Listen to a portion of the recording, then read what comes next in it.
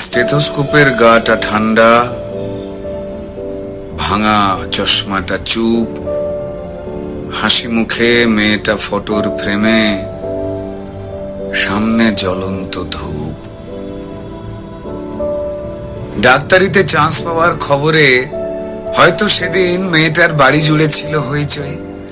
রান্নাঘর থেকে খুন্তি হাতে দৌড়ে বেরিয়েছিল মা, চিৎকার করে বলেছিল, ওগো সুখবর আছে, পাড়া প্রতিবেশী সব গেলে কই?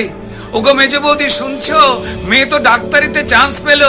এই রুনুর মা, আরে বাবা আমার মেয়ের খবর তোমাদের কি কানে গেল? মেয়ে আমার আরজি করে ডাক্তার হতে চললো।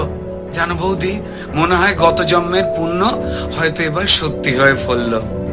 আত্মীয় স্বজন হেসে উত্তর দিয়েছিল, ব্যাস আর চিন্তা কি বৌদি, তোমার মেয়ে তো আমাদেরও মেয়ে। অসুখ বিসুখ মানে এবার এ বাড়িতেই ডাক্তার। মা বলেছিল, আরে কি যে সব বলো বৌদি, এসব না তোমাদের বাড়াবাড়ির আবদার। শোনো বৌদি, আমার মেয়ে না দেশের সব খবর জানে। কত গরিব মানুষ চিকিৎসা পায় না, আরে বাবা তাদেরই তো বাঁচাতে হবে প্রাণে। ঠাম্মা পাশের ঘর থেকে বেরিয়ে বলেছিল, হ্যাঁ তোরা আমায় কি একটু কথা বলতে দিবিনি? তা বলে গলায় স্টেথোস্কোপ ঝোলার পর আমাদের চিনতে পারবে তো আমাদের এই ছোট্ট ডাক্তার নেই? সেই স্টেথোস্কোপের গাটা ঠান্ডা, ভাঙা চশমাটা চুপ, হাসি মুখে মেয়েটা আজ ফটোর ফ্রেমে, সামনে জ্বলন্ত ধূপ।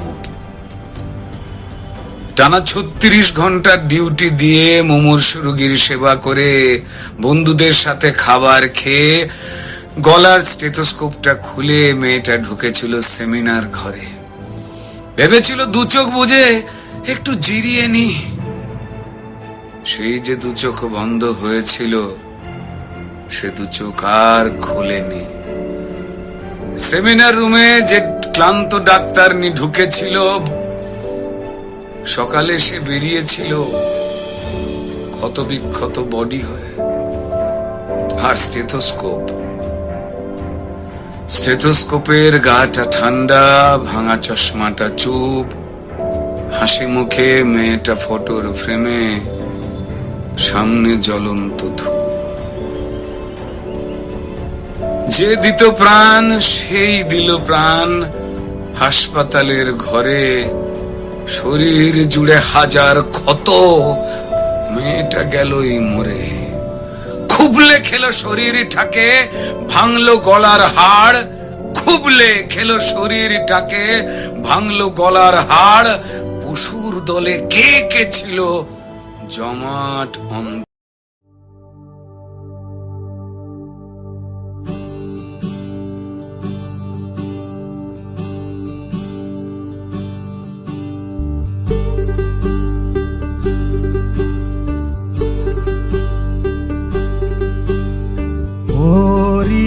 चिड़ैया नन्ही सी चिड़िया, अंगना में फिर आजा रे।